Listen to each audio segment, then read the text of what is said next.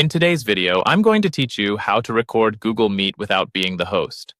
By the end, you'll know exactly how to join a meeting from your calendar and capture it locally using a screen recorder, even if you don't have host permissions. Quick reminder before we start. Always get consent from participants and follow your organization's policies and local laws. This method records your screen and audio on your computer. It doesn't create an official Google Meet cloud recording. First, head over to your Google Calendar in your browser.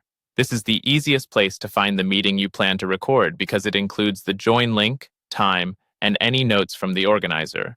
If you have back-to-back meetings, take a moment to confirm the start time so you're ready to capture from the very beginning. Open the meeting event from your calendar. In the event details, you'll see the option to join using Google Meet.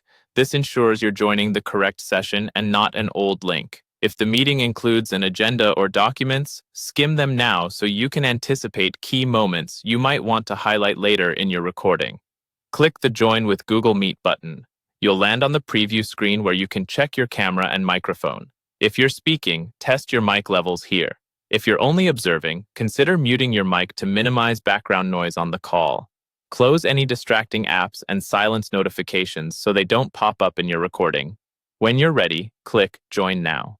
As soon as you enter, let attendees know you're recording locally for notes or review, and wait for confirmation. This quick check helps keep everything compliant and transparent. To start recording with Blue Dot, press Ctrl plus Shift plus S on your keyboard. If Blue Dot prompts you to choose what to capture, select the Google Meet window and include system audio so you'll record voices and shared computer sound.